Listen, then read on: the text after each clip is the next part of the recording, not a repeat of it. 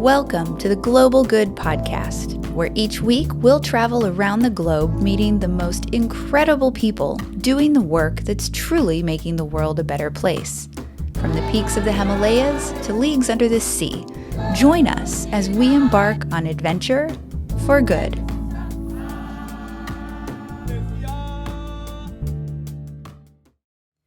Hello, everyone. This week, I want to start the episode with a trigger warning. We've never done that before, but this week's episode is really heavy, and we have discussions about domestic violence, intimate partner violence, child abuse, and I recognize there are some people who may not be in a place where they're ready for that conversation. We live in a world where 1 in 7 men and 1 in 4 women have or are experiencing abuse.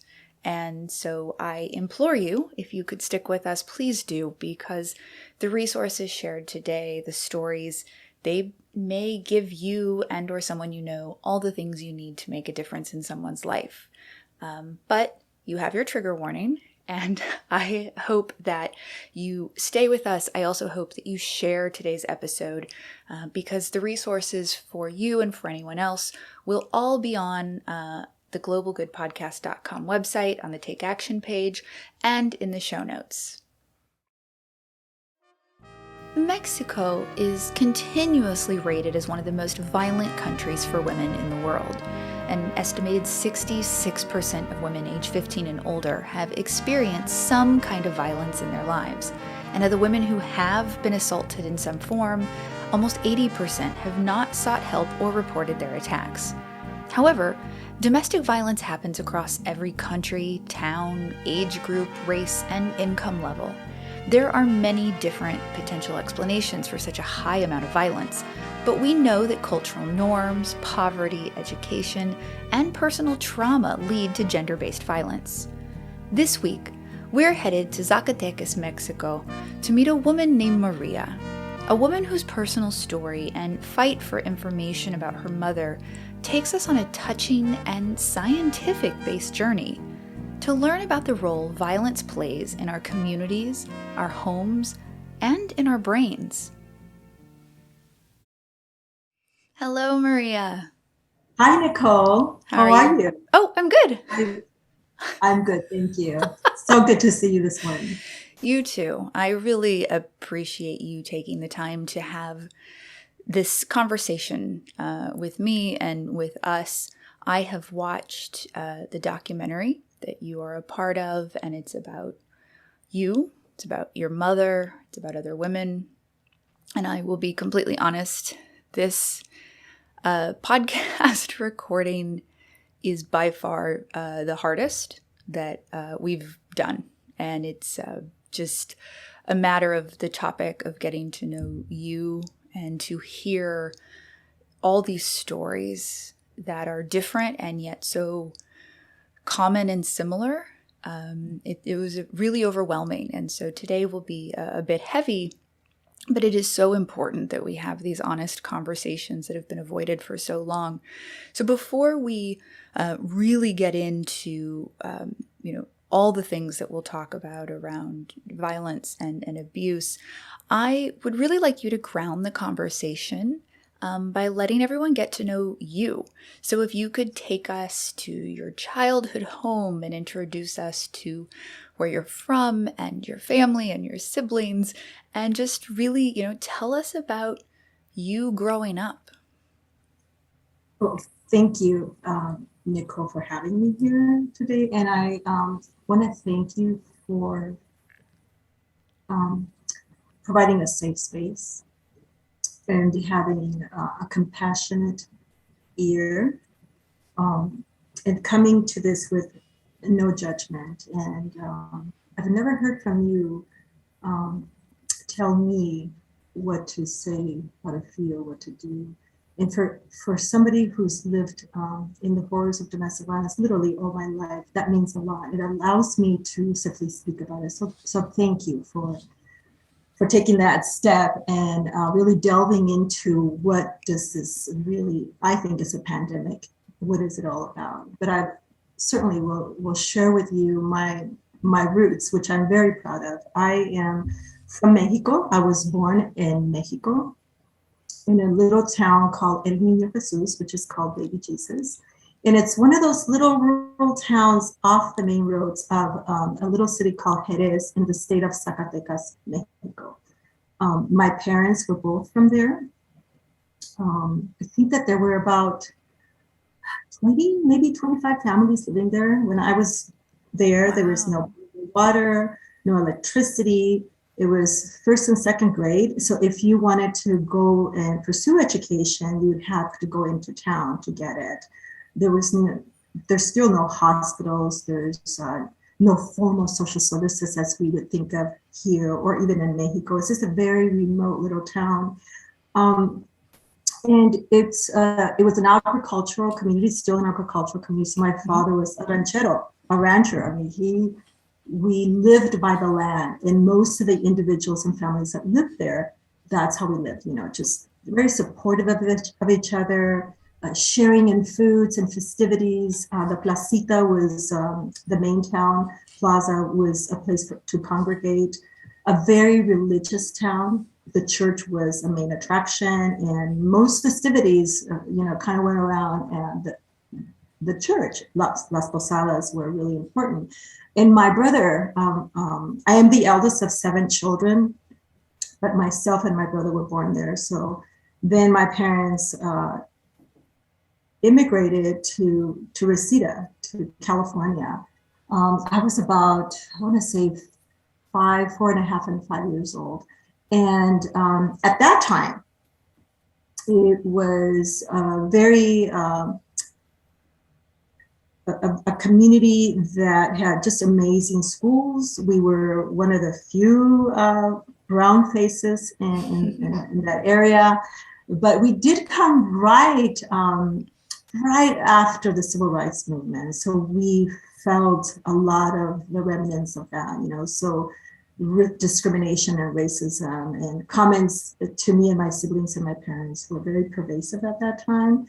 But my family came here, and my father and my mother came here because they wanted to give us better opportunities. So we became each other's support system, and it's easy to do when you have 7 siblings, right? 7 and my parents. So we were just each other's cheerleaders, just really helping each other overcome the immense racism we were facing, and very focused on getting our education at that time. And another topic that we're going to get into was a key issue sure. That's influenced all of us. But that gives you a little idea of my beautiful roots in Niño Jesus. I love that, in Baby Jesus. Yeah. And you said you were the oldest of 7, which is a lot, and so that means a lot of responsibility for you. And so I would like to start digging into sort of some of the complexities of your family, which are very common, yes. And particularly tough situations put people in vulnerable positions where they don't always behave in the best way. And so I would just like you to really start to talk about, the toll, maybe that some of these things like poverty and education and moving and immigration and things took on your family, but also sort of one of, if not the most important reason you moved, thinking things would change. Mm-hmm. So, moving to this country was not my choice. It was my parents. I feel like a lot of things that have happened in my life have not been my choice, and I think for most of us, it stands that way. So we came here, and we were just. I think I first of all was in deep cultural shock. I wanted to be back in Niño Jesus with my grandparents and my extended family, and I particularly love to be out in the Sierra, running around in the rivers and playing with my cousins. So there was this shock. Then we have this issue of language, right? the language becomes a huge issue for immigrants. And I can only speak to my experience as an immigrant child. The pervasive racism where I was called horrific names that I don't want to repeat. But quite often my siblings and I were told that we weren't as smart as. And so always wanting to track us into, it was really interesting, trade kinds of things, even though, we were very focused on higher education. So, those issues were very pervasive, but then there was this issue going on in my home that I felt at times, where do we find as children some reprieve? So there was all this stuff going on in the outside community, and then coming home to sometimes really horrific issues going on, which all were around domestic violence. So as a child, which I think that's what you started with, as the eldest, there is a lot of responsibility in Mexico put on the eldest, especially a woman. So, helping and all of that came along with all of it. But I think what shifted me and grounded me in life was my recollection of the first domestic violence episode in my family. That episode was around, I want to say 4, but it could have been a little earlier. It's just replayed in my head all the time. And what it meant for me as a little girl was that I just had to grow up super fast. And I made a decision there that I was going to super protect my family.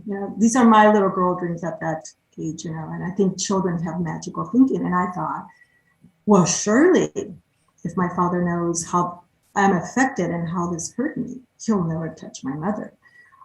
If he just knows how hurt I am and how much he's hurting my mom, then he'll stop. And so I took on that role. I was going to be the protector, and eventually, obviously, it worsened, and it got more, I think, it got worse in the US because now we have the added stressor of racism and discrimination and all these social injustices and the inequalities of being an immigrant family, right? Then, when I came here, and they're still going on, the immigration raids. I remember clearly having to hide in my house because the immigration officers were there to take family or relatives or, other people. So there's this added pressure and you feel very isolated and alienated. So you become more protective of the family unit, right? Very distrustful of others. And so the issues just become more consumed in your home and more kind of contained as much as you can in the home. The other part, I think for us, it was this time too when there was a lot of insensitivity to immigrants. And I think too, the school systems that I went to, I know I was showing the signs of domestic violence and trauma. But the schools at that time, and I actually think they continue not to really be well trained on how to detect and support children. But the churches that I went to, nobody reached out or asked what was going on. And because of the career that I went into, I really was just in shock of the lack of social services providers that lack not just cultural sensitivity, but cultural competency. And that they cluster all of us together. Well, anybody that has a brown face, they're all Mexican. Well, even in Mexico, we differ, right. Like I grew up in a rural town. Somebody from a city is probably very raised differently. El Salvador, Guatemala, we have it. We just have so many other countries that, so I think then I had my mother, my mom was going through all this and my siblings, but then I thought, well, nobody in the social services field is really equipped to even speak to us. And I think the other component that I soon assessed too was just the public rhetoric about domestic violence just kept us even more quiet. This, you know, and I'm often asked now, you know, why did you wait so long to talk about this? Well, first of all, it's really nobody's business about my private life. Well, and I was going to ask the same thing. And not in an accusatory way, but to your point, well, and there's so many things in my head right now. I mean, first, I just want to pause for a second, if we can, and go back to you said 4, and that just stuck in my mind, that the first memory you have is at 4. And we've seen, there's data comes out of the University of Missouri that I recently saw, that children who grow up in a home where there's violence as young as 3 months, there are actual differences that can be seen in development and cognition.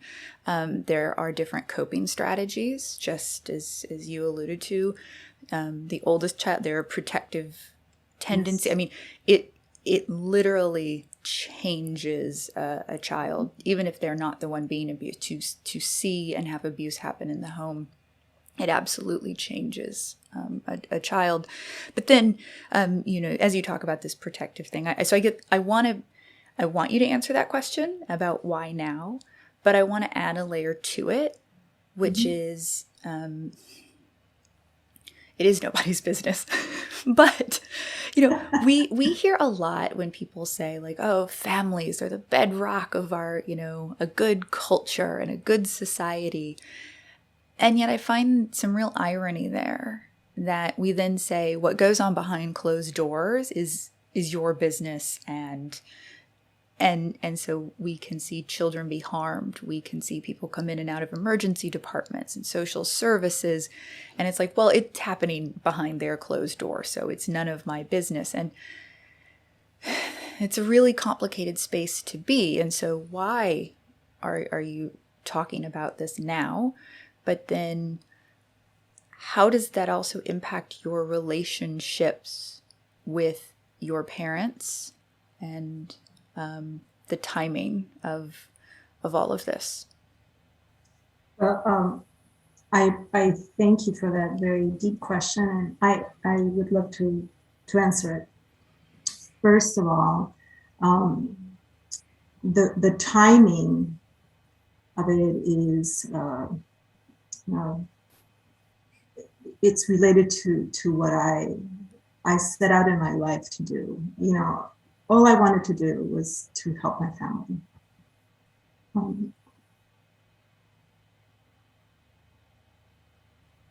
I thought I could help my mother.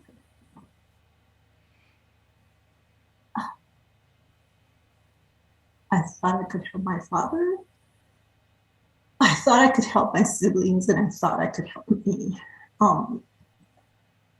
So I went on this quest in life to get this mega education, you know,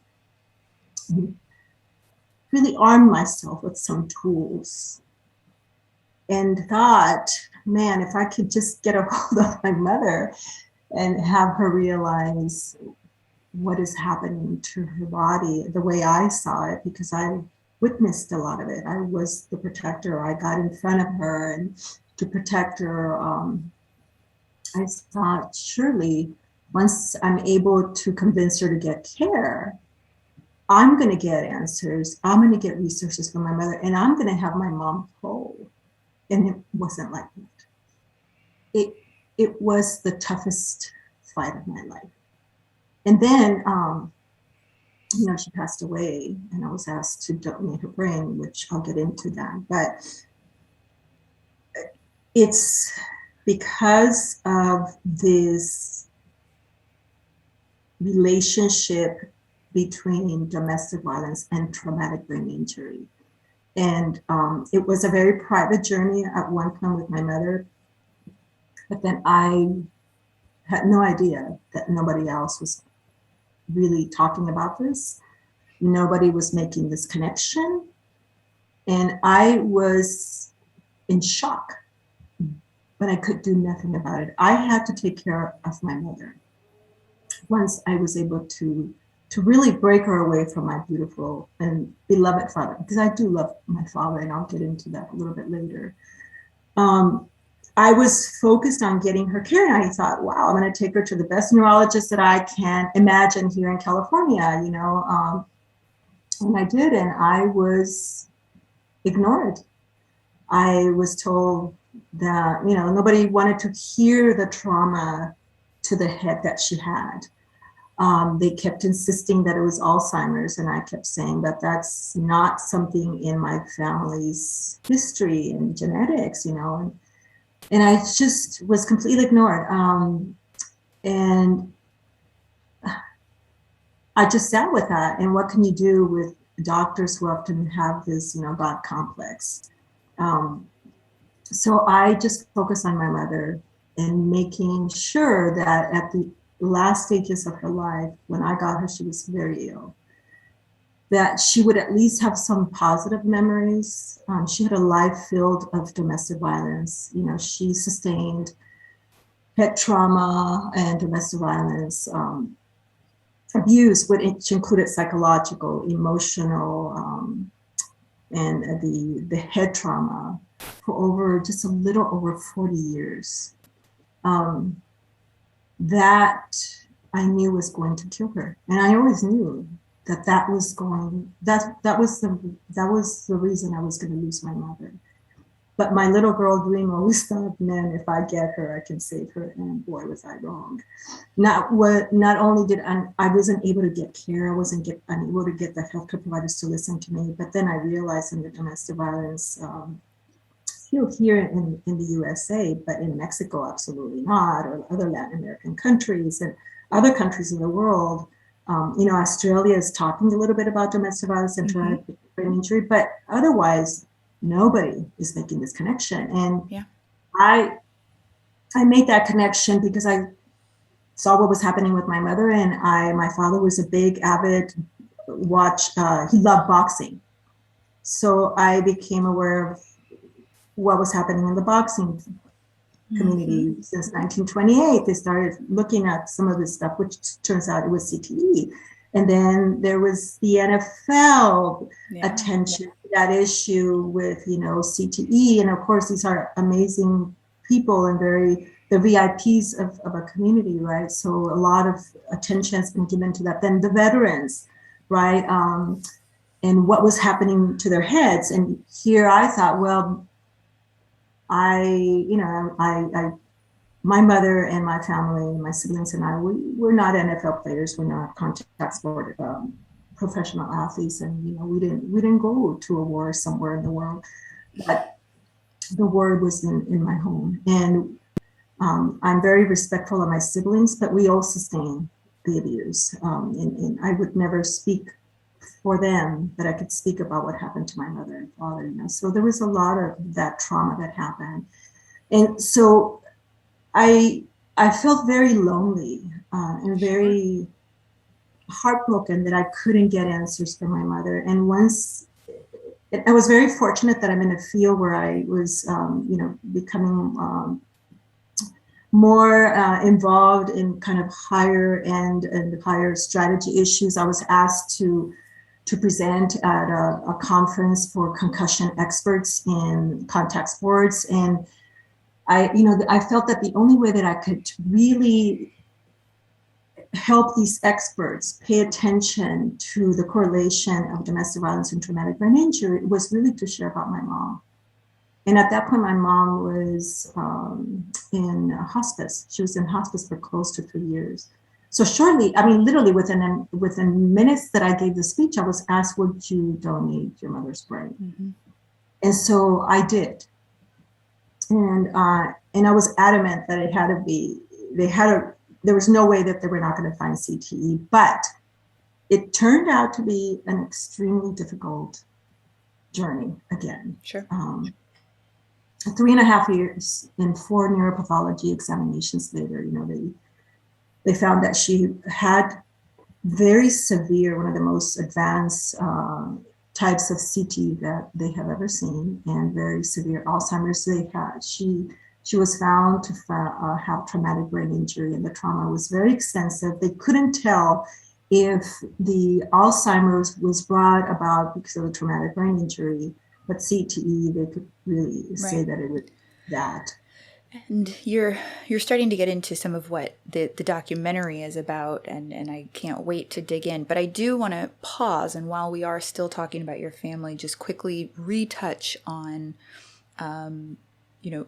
your relationship with your father, because you said a couple things in there about like the respect, and I won't go into my own journey, but when children grow up in situations where they witness violence, it's very complicated how to understand the feelings, how you can fear someone, you can love someone, you can want their approval, you can want to, as you talked about, save them. And so I would like to just stay here for a second, if you don't mind, and hear just a little bit about your father and your relationship with your father. Absolutely, Nicole, and I think that's a really critical discussion to have. Because he is one of the reasons I'm able to speak about it, which is the question you asked. My father is since deceased, and I can share with you that if my father was alive, I would not be doing this out of respect and love for him. So I think that's important to say up front. So this gives me the liberty of speaking about this issue to honor his life too, because he was a man that needed a lot of help, and he was really traumatized too. So, the now is there's urgency in addressing the traumatic brain injury and domestic violence. For me, my siblings, and anybody who's touched by domestic violence where there was head trauma involved. My father, I think as a little girl, I had the magical thinking that every child has. I love my father, hardworking, very well respected in his community, loved, just a loving human being in many aspects of his life. He cared for his community when he came to this country and his fellow countrymen would come. He was the first one to offer support and help. He was hardworking and was very focused on providing for his family. But there was this part of him that was monstrous and life consuming us all. But I had made this decision since I was a little girl that I would never fear him. And so I never feared him, because I felt if I feared him, I would lose the war. And so for me at that age was, I got to win this. I got to stop this cycle of domestic violence with me and my siblings. I have a responsibility as the eldest, and I've got to do it. So everything revolved around that. And my father, I just couldn't understand some of the stuff that was happening. I didn't understand how he couldn't control his rages. So I did confront my father. I did talk to him as I got older, and I was able to find my own strength and be able to stand and say, you got to stop this. You're going to kill one of us. There was a particular horrific episode in my life that is just ingrained in my head. And after that, I said, you're going to kill one of us. You got to stop, Dad. And he just said, I can't stop. I don't know what comes over me. I can't stop the rage. I am afraid that I'm going to kill one of you, that I'm going to kill your mom. I don't know what to do. And I thought, what is going on with my father? What is going on with my father? How can I get him help? Ultimately, I was in the social services world. So my relationship with him has been filled of all types of complex emotions, a lot of anger. I can't deny that. A lot of not understanding, confusion. I just thought, how can you do this to the people that you love the most? Or how can you do this to my mother? How can I take knives away from you because you're trying to hurt my family? your children. So there was that when I was growing up, but then the relationship matures. And I began to have a deeper understanding of my father. And he started sharing how he was raised. But he was raised in some serious, horrific domestic violence, too, where he saw it and he was part of it, meaning he was abused too. So he also sustained a lot of trauma. And like you, absolutely, I agree with you, and the science is there. Seeing violence in the home and then experiencing it in your brain and in your body feels it and carries it for the rest of your life, right? And there are cycles, which you alluded to, and you said it will stop with me. And I think that's so important. And I think a lot of people who don't, with the statistics of 1 in 7 men and 1 in 4 women, it's impossible pretty much for you to not know someone. Whether you actually know and it's public information or not is a different thing. But, it's almost pretty much impossible for you not to know someone, if not many people who have been or are abused. And unless you're in that situation yourself, I don't know that people understand the fear that comes with knowing it's a cycle. Yes. And those things are ingrained in you when you're young. And I know so many people who, as they grow up, are actually nervous about when I have children, because I don't want to behave. But then it gets back to what you said about to everyone else, he was this wonderful person in the community. You even said you were doing this, to respect him and honor him, which is so powerful. It's the parent-child relationship is so complex, and it can encompass things that seem completely contradictory all at once. And I think unless you've been through it, that's something that's really, really difficult to understand, and just is the tip of the iceberg of why a lot of people don't come forward or they don't speak about it. And we'll talk a little bit about that. So from there, you started to talk about the things that you've done. And I love that you used the word honor. Like I said, I think that's powerful. But you've also, beyond just honoring through your actions, you've been really intentional. You've started a nonprofit. So I'd like to hear just a little bit about that, and a documentary, which I just saw, and I really want to spend a little bit of time talking about the documentary. So if you could introduce us to those and sort of how those came to be. Sure, absolutely. The nonprofit actually came out because of the documentary. So I just have met some amazing people, and I was asked if I would get permission to really talk about my parents, both of them, and really in real time document and film what was going on with my mother and the tests that were taking place. And so because I am now very dedicated to creating global awareness about this issue, I thought absolutely this is an amazing way to get out education and awareness about this issue, but also hopefully the call to action, which is let's now, wherever you fit, because I think that there's room for everybody. If you are yourself experiencing it, then there might be answers that are brought to you why your mother is unable to do some things, or why your father is unable to do some things. For me, very personally, what impact does this have on me? I also suffered a lot of this stuff. So there's an urgency for me and my siblings. So I think that documentary is just, I'm very blessed to have been asked to do that. And I'm very blessed to be working with Sydney Scotia, who is the director, who's just done an amazing job with it. So yeah, and the documentary is called This Hits Home. I want to make sure we say This Hits Home. Thank you, Nicole. Not sorry to interrupt you, but it's important. It's called This Hits Home.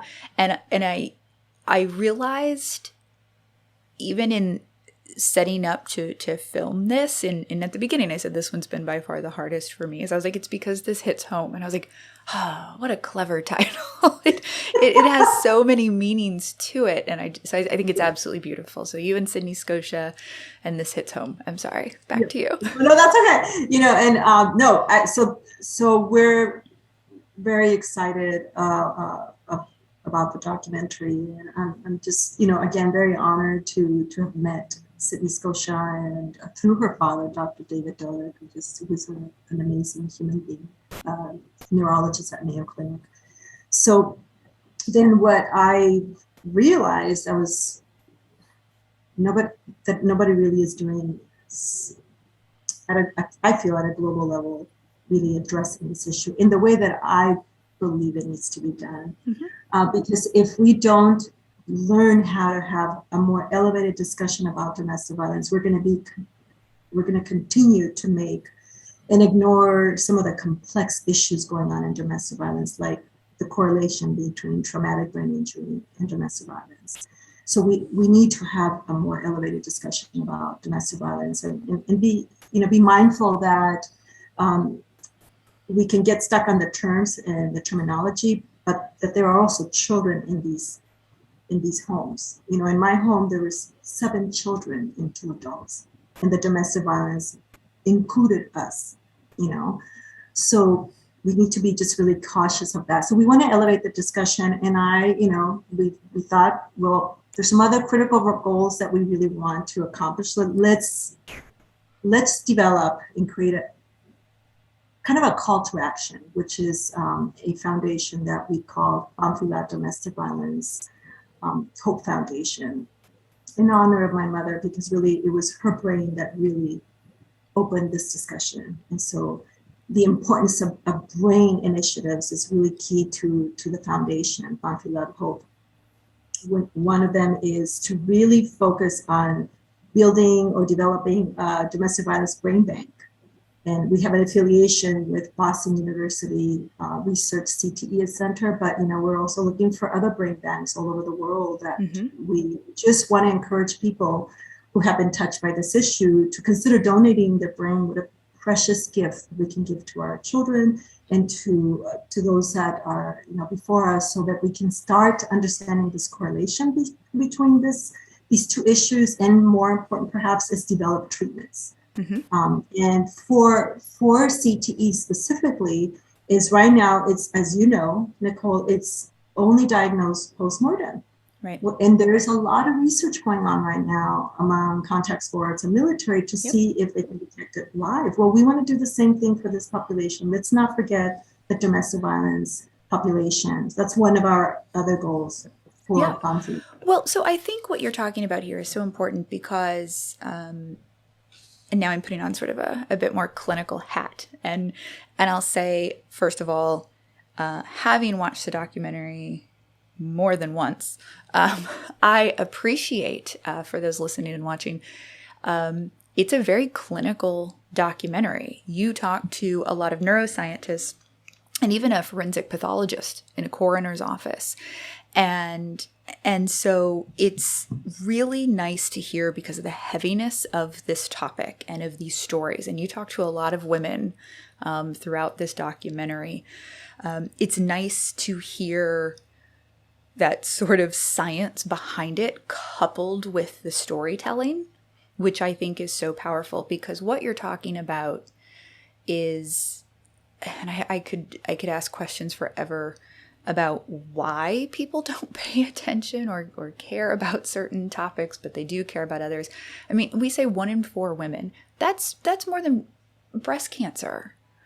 And yet we've got marches and walks and a whole month, and people wear colors, and yet this affects even more women. So where are all of those advocates and voices and campaigns? But then in tandem, you see, and I actually met you years ago at a concussion CTE set of events, and you blew my mind when you started talking about this. I was there to talk about public health and sport and NFL in particular and veteran populations. And you started then talking about data, and you didn't yet have the information from your mother's brain. And it hit me like a ton of bricks. Like I had no idea. And yet the moment you started talking about it, I went, this makes complete sense. I mean, hits can look like punches, right? What we think of as a hit. It can look like being pushed into things, pushed down and, hitting your head on the floor, on the wall, on anything else. It can look like asphyxiation, and, the loss of oxygen to the brain has an immediate effect on our brain. And in a minute, we'll dig into some of the subconcussive things. But when you start to think about all those traumas to the brain, it is insane to me that this isn't something we talk about on a regular basis, that every shelter and emergency department and first responder service and police unit doesn't immediately check for these things or ask, is absolutely shocking. And a couple times now you've alluded to, we weren't on the battlefield in war. We weren't out on the football field or, soccer field or whatever. It was our home. And I just think that is so powerful. I keep saying you're so powerful. I absolutely love it. But so I guess maybe then my question that comes out of all of that is just twofold. One, why do you think we're okay talking about the football field or the battlefield, but we're not okay talking about violence in our homes? And then secondarily, I guess, how is it that people like your mother, how do you think with no resources, no help, how are they able to hold it together? So I'm making some notes. I don't want to skip those. All your questions are critical and important.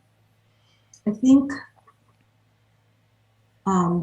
the issue of traumatic brain injury within the context of contact sports and even the military, it is viewed almost, I think for veterans, we think of, these are our heroes. They deserve the best treatment. We gotta allocate all of the resources, and absolutely 1,000% behind it.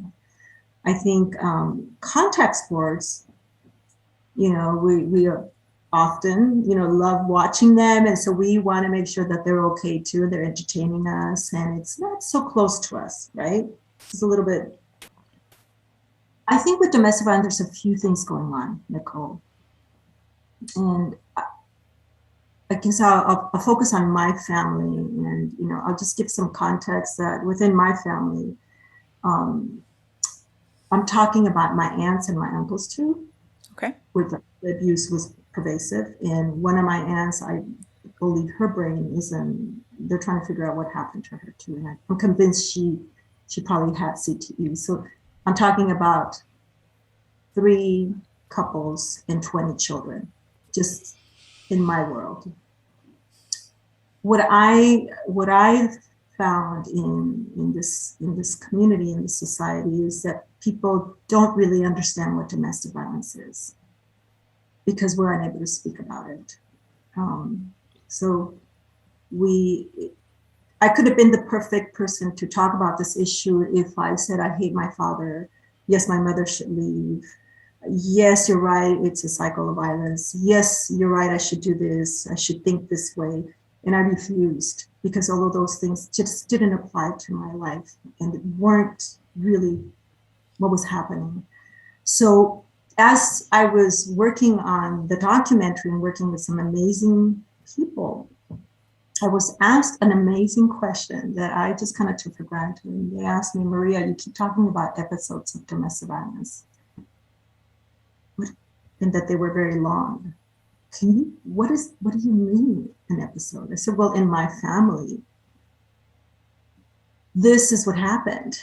The episodes could be an hour, it could be days, it could be weeks, and at times were months.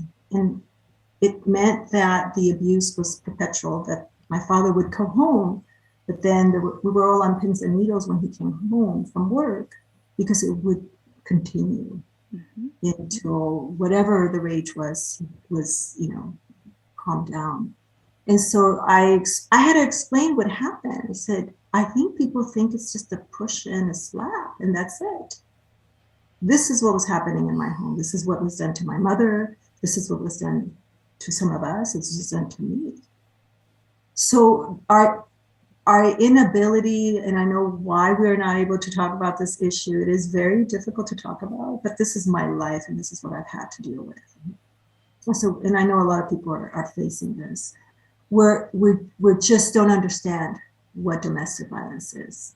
So we haven't been able to make this correlation. Had we allowed victims and survivors and thrivers to talk about this, and had we believed them a little sooner, we might have made this correlation. And I think that the focus would be a little different. I want to hope that, Nicole, and hence why I want to yell at the top of my lungs about what happened to my family, specifically with my mother, because the science really drives the discussion, right?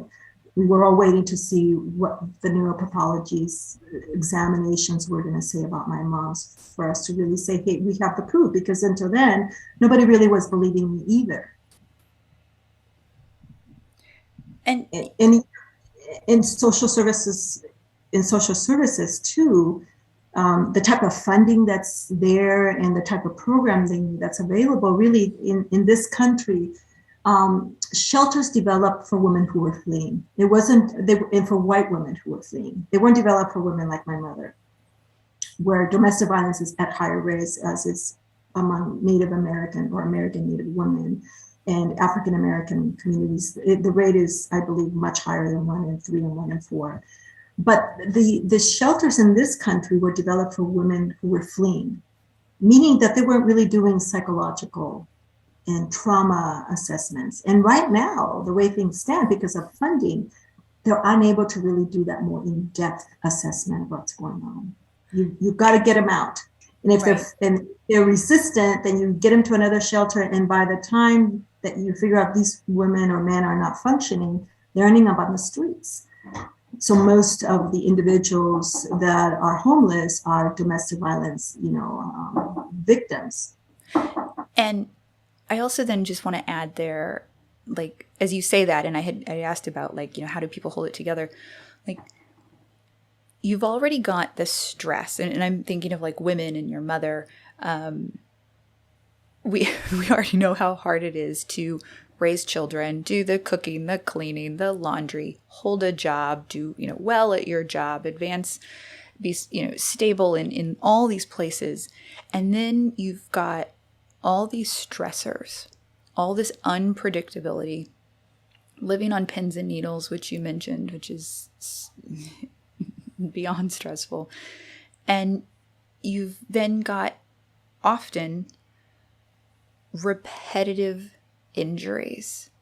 And so particularly by the time a woman is to flee with children, I mean, she's already put everything on the line. And we know that that's actually the deadliest time for a woman is when she leaves or immediately after. And so you've got people who show up to places like shelters or emergency departments, and it literally feels like the weight of the world is on them. Yes. And yet they then have to try and create a stable environment for their children, have a home for them to live in, a place to be, to have food, right? Water, shelter, all those things. Try to provide a normal environment. And in that process, even if there weren't traumatic brain injuries, I can't imagine the cognitive function and the toll that these things take on a human being, let alone someone dealing with everything from, thought issues to visual impairments to, and yet people have to answer these questions and fill out forms and try and make really, really tough decisions. I mean, it's admirable and crazy that we have expectations for people who experience such things to just carry on as though, yes, everything else in life is moving at exactly the same rate and speed. Yeah. It's absolutely baffling. So I want to go back to something you were saying about your mother and her brain. And this is when I was absolutely blown away because you alluded to it earlier, and yet I did not realize until I watched the documentary, your mother's brain is really the first brain that we can point to. And it was even assessed by the same people who have been looking at these NFL brains. And they, told you some shocking results about what's going on inside of her brain, or was going on inside of her brain. And the forensic pathologist, I remember, also mentioned post-mortem doing an autopsy and seeing these CTE tangles in a woman who was less than 30 years old. And just the fact that you could see that trauma already.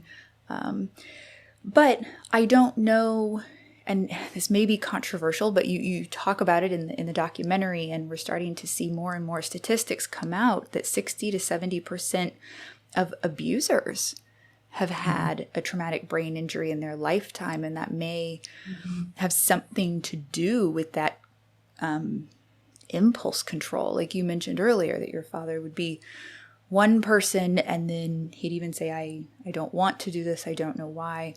I know it's very personal, but I'd love to hear your thoughts about this idea of traumatic brain injury and the various ways it's related to abuse. Yes, I think that traumatic brain injury is a critical factor that's at play with domestic violence. And I don't think we're acknowledging it, speaking about it. We definitely don't understand it because the science is still really kind of new in that area, right? And so one of the goals for the documentary and the foundation is that we hopefully accelerate that urgency to do this science. But for my father, coming to really a place to forgiveness, complete and utter forgiveness and complete and utter acceptance. I think for me, when I realized that my father was traumatized as a child, there was really pretty horrific abuse going on in his home. And as I became more aware of traumatic brain injury in the veteran community and contact sports, I'm like, oh my goodness, my father expressed these same types of worries. His rages, his irritability, were really a guiding, or excuse me, something that he was his internal kind of, I want to say, nemesis. He didn't know how to control those parts of himself. And they came out ferociously and unrelentless towards my mother and my siblings, So we have that at play. And you're absolutely right, Nicole. When I saw and researched that and realized we've known about this, and what has the field done about it here in this country, and what have others done in other countries. One of the ones that I think of is the court-mandated battered programs for men and women, because women are also abused, who are mandated to go to these battered programs. Well, I don't think that I have seen any of them really integrate traumatic brain injury factors into that, and how do we do that? And if they are arrested and they go to jail, is the court system really treating those kinds of injuries, right? So for my mother, obviously, the sheer amount of trauma that was found in the form of traumatic brain injury, specifically subconcussive head injury, was, again, I don't want to reveal what the documentary talks about, but it stunned me, and it just shocked me when I was told exactly the extent of it and how pervasive. I was crying. Feel very overwhelming for me. Both times I watched the documentary, I was crying at that part. It's very overwhelming for me. I think it was a culmination of, nobody believed me, first of all. Will they believe now? And more important, will action finally take place, But my mother, I could tell you the symptoms she was experiencing because I nursed her. So nobody I'm her witness and I'm a protector. I saw the migraine headaches. I saw slowly the stibular issue that she was having, the vision problems, just an immense amount of things that happened to her. And I remember at one point realizing this is not my mother anymore. This is really the effect of all the trauma. And if she stays here any longer, I think she'll end up dying, right? So she couldn't make decisions anymore about what to do about her care. I think she felt it, but she couldn't make that decision. And so I had to step in. I don't know if she would have left or not, which is the issue we get caught up in here. For me, it was like, I don't care if she leaves or not. I need to get her the care she needs. So I think at one point she just couldn't make those decisions. The CTE, the Alzheimer's, and the traumatic brain injury just ravished her brain. On top of, I want to make sure we talk about this, on top of the concurrent issues of deep depression, and chronic stress, just the chronic, like you've said, just the sheer issues of just, first of all, taking care of 7 kids for my mother, and cooking and, help my father in his shop. And then the health issues and wanting her husband to just remain loving and supportive and not being, in her mind, able to just help him get to that place. It was just immense stress, chronic stress that you're dealing with. So my mom was probably depressed, most likely depressed, because she actually talked to me about wanting not to be here anymore. And for me to hear that, it's very devastating. Even today, as I remember. So nobody wants to hear others say, I don't want to be here anymore. So, excuse me. You mentioned you could see as the caregiver, and I mean, you have your doctorate, you study these things, you work in this space, you're an advocate, so I know you're very aware. But you said you could see the changes in her, you could see where, these things were happening in her, but I bet you also saw them in your father. Absolutely. You saw his changes, and those are very different, but especially growing up in a situation like children are sponges, right? Yes, they're so perceptive and they soak up so much that we don't even realize. I'm sure you were able to really see both of them as they changed, and I'm so sorry.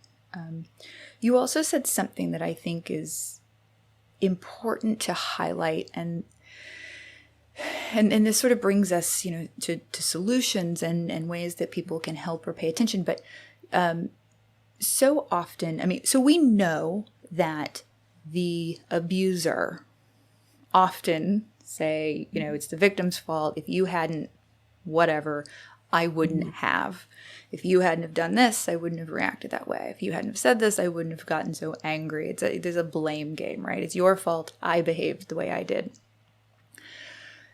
But there's also this societal, and you keep saying like global change, because this is in every culture, every demographic in the world. There's this societal problem, obviously, but we use the same language. Like you said something about she should have left. Mm-hmm. And you didn't say it that way, but people will say like, well, if it was so bad, she should have left, or she should have told someone. She could have this, she could have that. And it creates victim blaming in a way that I also don't think we address, because as I said earlier, leaving is when people most frequently are killed.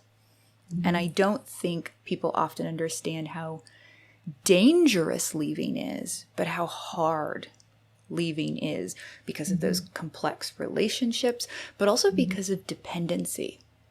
A lot of abusers, even if they aren't aware that they're always doing it, they go out of their way to make sure that you are being tracked. They always know where you are. There's financial dependency, either because you're at home caring for children, or I mean, there are people who even threaten to, put your job in jeopardy. There are people like they put you in a position where you are terrified to leave. And it actually feels safer to stay and deal with what you're dealing with. And so I wanted to reiterate that point about when people think like someone should have left. It's never that easy. It's not that easy, Nicole. I think you mentioned a lot of reasons why not. I think another critical factor is pets. And, I was educated by pet parents of the importance of pets and how many women and men don't leave those relationships because when they decide to leave, if they decide to leave, the domestic violence shelter won't accept the pet. That's changing a little bit in this country, but I always want to, I'm from Mexico. I'm an immigrant woman, and in other countries, those issues are not even factored in. So there's so many reasons why people decide to just stay put. Do you believe that in your experiences and in your work, and now with the documentary and your foundation nonprofit, between courts, police, shelters, hospitals, the general public, do you believe there's change happening? Are you optimistic about the knowledge that's growing and gaining traction, or do you think that we're still really stuck in a place where don't ask, don't tell, that's your problem? I think in this country there's a little bit of movement. There's a little bit of movement going towards having some of those discussions, but I don't think it's a standardized kind of level of care that we're saying, okay, this is a critical factor. Now we're seeing that here in this country, the little data that's available, 80 to 90% of the women report that they suffered some type of traumatic brain injury during the course of that relationship. And then now, like you've said, abusers, up to 60 to 70% of them have had some form of trauma. But yet I have not seen, for example, the Biden administration, domestic violence is the president's signature issue, yet it was not mentioned as a critical factor that he would address in his administration. And I am hoping that when he finds out about the documentary, and I hope he does see it, that he really rethinks the way he's addressing domestic violence in this country, because I think he could be a leader for other countries to really take this issue seriously. Across the healthcare system, let's talk about the healthcare system. I go and get my welfare checks. I'm not asked about some of those symptoms that I think that every person, when they get their healthcare checks, can ask. You don't need to ask. I know that they ask, have you been hurt at home? Well, people don't feel comfortable talking about their privacy, but you can ask about the symptoms. Are you experiencing headaches? Mm-hmm. Are you experiencing vestibular challenges? Are your vision, has it changed? Can you walk? I could tell you my mother changed because I saw her gait change drastically, progressively, but then drastically. There's some symptoms that they can just ask. We can start training the medical profession in the schools. I think first responders, once they see the document, massive training. Yes. Massive training. Law enforcement, child and welfare workers in the country, they do an amazing job with children in detecting it. Now they can also add this to the repertoire of tools that they can look at, is this mother or father experiencing, or the caregiver experiencing this. I challenge the school system. I think it's an amazing place to really help children understand what's going on in their home, and are they experiencing some of these things. I understand that the school system and the teachers have done amazing work, and they do. They're often the first detectors of these issues, but I think we can even educate them even further on how to detect traumatic brain injury issues. And for a child, I remember I was four years old when I knew what was happening, and nobody helped me understand that. So I think that there is a lot of room for just amazing work that can be done fairly quickly if we're so motivated to do so in this country. And I think this country then becomes the leader, oftentimes others want to follow. I hope that as a Mexicana, and speaking and voicing my mother's life and my father, I hope that Latin America stands up and says, oh my goodness, what have we not seen here? And I think it is an urgent call, Nicole, because what I saw with my mother is that you can't make sense of information that's being given to you. You can't make decisions anymore. So we're telling people, this is what you need to do. You need to follow up with mental health. You need to go to the legal system. You need to go into the childcare system. You need to complete this very complicated intake if you're going to come to shelter. And they're not completing them. They're not going to the courts. Guess why? Because of the serious symptoms of traumatic brain injury. And I love what you've said. These symptoms are often unrecognizable even to the person who's experiencing them, because when they go to the doctor, if they're able to go to the doctor, so many can't. Right. They're dismissed, right? Like I Or, was. as you just said, you're not even completely honest. Right? We're humans. It's our like innate sort of desire to please people and want to look good, especially in front of someone of authority, which we often consider doctors to be. No, even if someone expresses things in a certain way, they may not come right out and say it. They may talk around it. They may hint, as you said.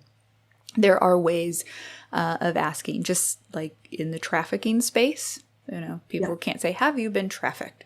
And people go, yes, let me, right? You ask a lot of other questions to figure out sort of what's going on in their environment. So I love that, because you're starting to talk about real solutions that organizations and groups can take. But anyone listening who is, I'm going to put it on both sides of the equation. For people listening who need resources, where would you point them? And then on the flip side, for people who have not been or are not victims and have been completely unaware of what's potentially going on around them, what can you tell them in terms of what to look for, or resources that they can share, or the kinds of things they can be paying attention to or asking to make sure that they're looking out for those around them? I think one of my biggest concerns I had when I agreed to do the documentary with Sydney Scotia was, what are we actually telling people who are going to be sitting in their living rooms like I was when I was a little girl, and saw all this going on, and saw some of the symptoms going on, and saw some of this, how are they going to feel? And my heart goes out to them, because we're offering some explanation possibly, but we're not really offering many solutions, Nicole. There are no treatments available, as you and I know, and I just don't want to be disingenuous and dishonest. No, and we hear that from the NFL. I've talked to many players over the year. I mean, for a decade now, I've worked in that space. And oftentimes the guys will say, what's the point of me taking these tests? They can't do anything anyway. I mean, there's very much like, if there's no treatment, why tell me what's wrong? Just let me be. That's a very natural reaction. I think, for somebody who is touched by this issue in such a deep way, I want to say to those folks that are going to be sitting watching the documentary and are touched by it, sit with this for a little bit. Make sense of it yourself, because it is excruciatingly difficult for my family. It wasn't just my mom. What is this information? What does the science say about us? This mean for me? I have a daughter, a 10-year-old little girl. What does it mean for me? It is very heavy. It is. And I'm sorry that I laughed when you said watch and sit with it. And I chuckled, because I've sat with it for 6 months. I had to sit with it maybe it wasn't that long. But I said, yes, I would love to have this conversation with you. And then I watched the documentary, and I just stopped. I didn't even reply to your email for a while, because I couldn't. I had to sit with it until I felt like I could get through this conversation without crying. Yes, Nicole, thank you for saying that. I think, there's this, I often hear, be vulnerable. Vulnerability has nothing to do with how you get to that place. You have to find that strength in you. Now that you know this, you are making whatever sense you are with it, and you're even within a domestic violence environment, you know who you could turn to. Is it that you're going to talk to your pastor, or in our case, in my community, la comadre, el compadre, which is, like a good dear friend. Who do you talk to? Once you have this information and you feel, I have some of this, or my loved one has some of this, I recommend that you write it down as much as you can. The years that it's happened, some of the symptoms, when did you notice them? If any care you've received, document it. And then ask, if you have family, in my case, it's a very unique family. In my situation, we're very educated and we're all professionals. So I know that most families aren't like that. So we took on the care for my mother and documented everything. But then I would recommend, go to that neurologist or ask your primary caregiver, insist on giving you the referral to the neurologist. And if the neurologist says, no, this is not true, point him to our website, right? And I will personally have a discussion with him. There are cases that are out there, that are publicized, and at least get an assessment. My mother had 40 years of this trauma, and one of the things that Sydney, for the document, had asked my brother and I, knowing what you know now, what would you do different? And I think what we would have probably done a little different is probably insisted on removing my mother or separating them a little sooner. I just didn't have that information at that point. So that's why I say sit with it. What do you want to do with this information? If you want to leave, at that point, because that could be the reason you leave, I recommend that you do a safety plan, consult with your pastor, your comadre, your compadre, whoever you trust, the curandero, if you want to call the national hotline for domestic violence and have them assist you in developing a safety plan, because you're right. It's very a deadly time when women or men decide to leave. When we removed my mother, we did a safety plan to make sure that everybody was safe. And we had to remove a gun from the home. So guns are, very correlated with death and domestic violence situations. So yes, sit with it, write it down, and then go out and, if you can, get help. Insist that they look at your traumatic brain injury and that they take you serious. If you have a loved one, you think a friend might have some of these issues, and you're watching this like, oh my goodness, this is why I can't help my sister or my best friend, or for me, I am a very spiritual person. So one of my local, somebody in my spiritual circle was faced with domestic violence, and I thought, the first thing I thought, oh my God, does she have trauma to the head? And most people don't understand what that is. So if you're seeing some of these symptoms, you understand why are they, they're making some really interesting decisions. That's where I started checking my mom, saying some really interesting comments and making decisions that just were not the norm for her. That should give you alarm and say, okay, this could be her cognitive deterioration is starting. Or if they're unable to read, vision, we know now, is really impacted by traumatic brain injury. I think most people don't know that letters jump out and people can't read. So if they get frustrated and you notice, I'm not going to read this paper. I mean, there's just a lot of signs. So educate yourself about the symptoms. If you see some of this going on, then have a very delicate and safe discussion with no judgment. Leave your biases outside. Mm-hmm. Check your emotions, because it's a very emotional issue to talk about. Mm-hmm. Get your center yourself. Leave those emotions aside and just show up for that friend, for that family. And just all your job is to listen with compassion. Yes. And offer help and offer information if they want it. Yes. Yes. If they don't want to hear about this, Nicole, we can't shove it down their throats. We have to respect their journey. That's what I always tell people. Just respect my journey. I'm on a domestic violence healing journey.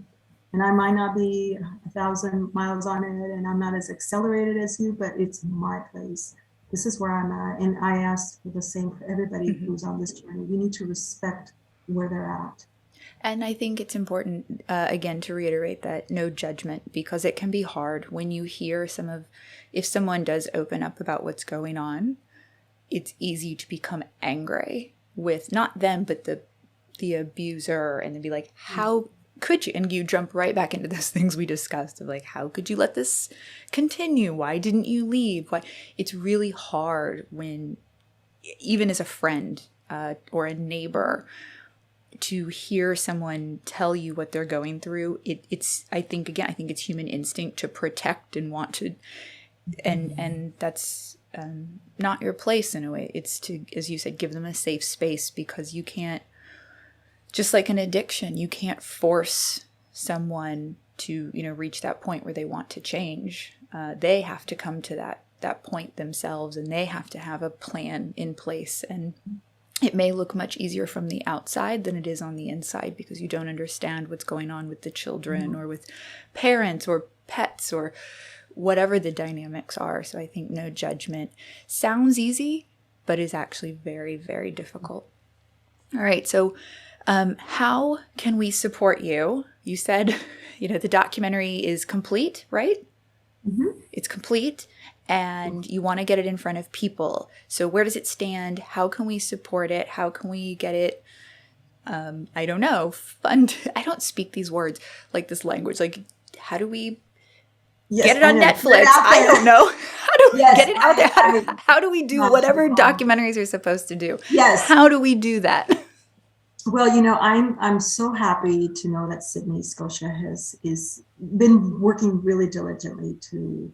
It's going to look a little different than the cut that you saw. You got a premiere cut. So she's done the final edits. What she's looking for right now is really a distributor that believes in this issue.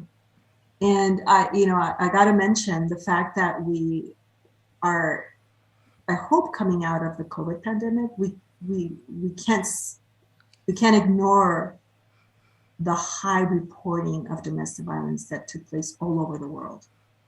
So we thought, what a perfect time to have this documentary be distributed by a distributor, but we're actually having a really hard time finding a distributor that will embrace this documentary and have it widely seen. Is that because they think it's too heavy? I believe so. And, of course, for me, it's going back to that discussion where, well, if you don't talk about it, then it just festers and becomes sure. All right. worse. But I hope, if there's a distributor watching this, if you know a distributor. Yes. Please, and can people then reach out to you to get a copy of it that they can share? Or is there like social media to follow, or same for the nonprofit? Once we find a distributor, it will, Sydney has a PR, and we're going to do PR around it. And it will be hopefully very easily accessible. It's got its own website, thishitshome.com. So that will be all posted there. It's already been awarded some recognition at the Boston Film Festival. And I hate to say that, but I forgot the other one where it was recognized for just really original writing. So it's got accolades already. Sydney, Scotia, again, is just really talented. So thishitshome.org, but the social media out there will be out there, so you know where to find it. You can also track me, and I could share with you once it's released. And how can they reach you? Pamphila.org has all of our information, but you can reach me at contact@pamphila.org. Okay. I'm on social media. So if you want to send me a tweet or whatever, I am really good about responding. Obviously, I want to get the word out. So this is really important for us. I think the biggest thing that I need right now for the nonprofit organization is really seed funding. And I know it's difficult times for everybody, but I think that a movement like this, we can't get it started without everybody's support. And I'm talking about, if you can spare $1, $5, $10, $20, and a gift of that amount would be amazing if you could do it, monthly. We're also looking to build domestic violence brain bank. So any brain bank out there that is wanting and believes in this issue, please contact me. We will form a partnership, affiliation, whatever you want. What I can bring to the table is encourage brain donation. And I have a story to tell, and my stories is pretty remarkable. And I think I can convince people to pledge brains. Yes. So that's really critical. If you're a professional and feel that you can help us, in our website, pamphila.org, there's a section on volunteers, what you could do. We're looking for advisory council members, lawyers, brain experts, law enforcement, educators, anybody like that is able to help us. We want you. And we're looking for partnerships with big funders like the National Institute of Health and the CDC. They need to really step up, and they need to allocate resources for traumatic brain injury aimed at domestic violence. They have not done that. Yeah. Yep. And I'm calling on the Biden administration. You have a big foundation. This is your signature issue. Partner with us. Excellent. We want you to take this serious. All those resources will be in our show notes and, of course, on the Take Action page of theglobalgoodpodcast.com. We will point everyone to your social. And I would even add, and I'm volunteering myself, so if you live in a city where you could even do a screening of the documentary, I would love to have you and Sydney in Washington, D.C. and do a screening here in the city because, I think even efforts like that, just, again, it gets it in front of more people and it gives it a very personal feel. So we will do a screening in D.C. I will be there. All right. We'll make it happen. So thank you so much for being with us. And I know this turned out to be a really long episode, but I think there's just so much in here that people need to hear. And I have a feeling this is one that people might sort of come back to, because I know a lot of people think at the beginning, I just want to hear, and then you realize this is affecting me a bit more because of experiences in my life. So I will have resources again at the end of this, as well as phone numbers that you can call. And Maria, thank you so much. Thank you, Nicole. Thank you so much. I'm so appreciative of you. Likewise. Thank you, everybody. Have a wonderful day. You too. Take care. Bye. Thank you, everyone, for staying with us this week. Be sure to share any additional resources you have and share what you learned here. Also, click that subscribe or follow button wherever you're listening and leave us a review or comment. Last thing, go follow us on Instagram and Twitter and send us a story at stories@theglobalgoodpodcast.com. We want to tell the world all about you and what you think is making the world a better place. This week's episode was researched and written by me, Nicole Roberts, with audio and video by WillPower Productions.